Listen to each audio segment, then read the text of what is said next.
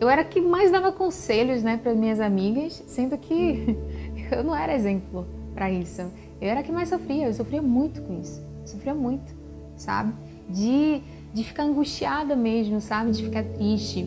Eu sempre sonhei em ter, sempre, na verdade, sempre foi implantado no meu coração uma sementinha de ter alguém que me amasse, fosse um amor recíproco, que cuidasse de mim e que fosse fiel, sabe? A mim, ao nosso relacionamento. Só que cada vez mais o que eu via era que era completamente o oposto disso, sabe? Muitas pessoas já chegaram para mim e disseram tipo, ah, para de sonhar, você tá vivendo um filme, né? No mundo da Alice, né? E eu tinha uma convicção dentro de mim que aquilo não era verdade que as pessoas estavam falando, sabe? Eu tinha uma convicção que eu ia encontrar alguém que preenchesse, que fosse a metade da minha laranja.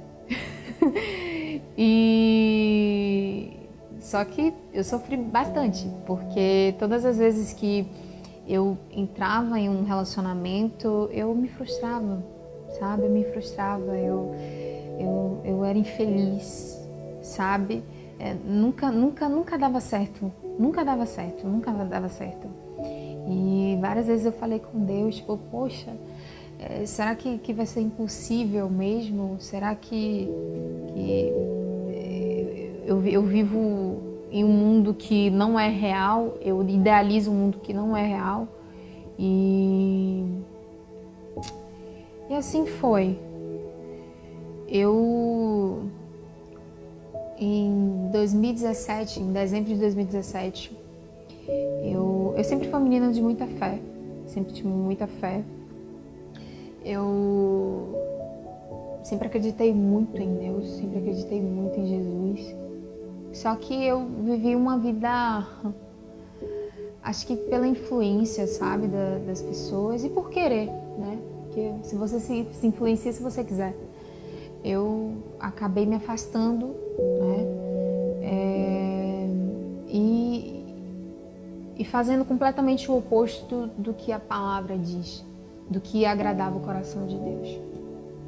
Mas em dezembro de 2017, eu decidi passar a virada de ano na igreja, né? Uma amiga minha me chamou, foi eu, ela e minha mãe. E eu tava com uma coisa boa em mim, sabe? Apesar de estar frustrada em vários sentidos, em vida profissional, em tudo. Apesar de ser muito nova, parece que eu já vivi muita coisa, sabe? É como dizem, né? A idade não define maturidade. Eu passei por muita coisa, Mas hoje eu vou citar a vida sentimental. E em 2017 fui, né, pra igreja com uma amiga minha mãe.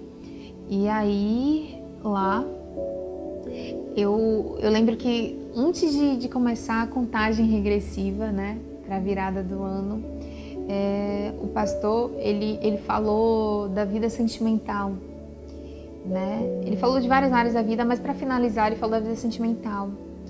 E no momento que estava a contagem regressiva, né? Tava tocando uma música que eu amo muito. E sempre quando eu escutava antes, eu ficava imaginando justamente a música fazendo jus à minha vida, sabe? Eu tendo uma pessoa bacana ao lado, que era a música da Bruna Calla, que era me sinto tão amada, isso faz bem ao coração da gente quando tem. E aí começou a tocar essa música. E eu comecei a imaginar, eu falava assim pra Deus, eu falava assim, Pai, o Senhor sabe que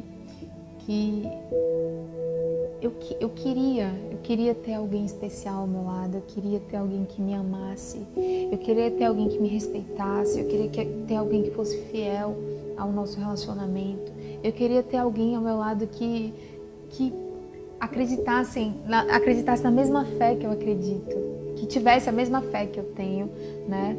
E Pai, por favor,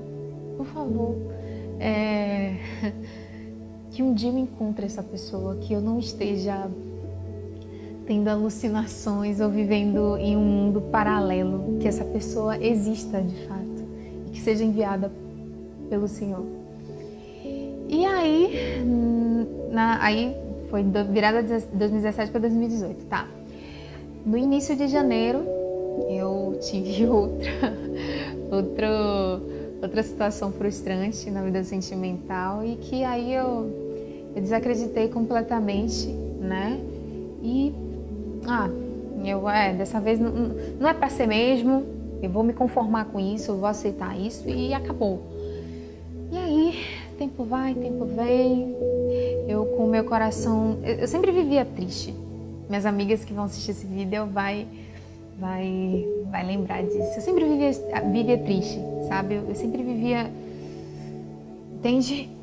Mas aí, no mês de abril, eu já tinha tacado o dano assim pra tudo. Uma pessoa falou comigo nas minhas redes sociais, no meu Instagram, que queria me conhecer e tudo. Isso foi dia 15, num domingo. Conversou comigo e tudo e tal.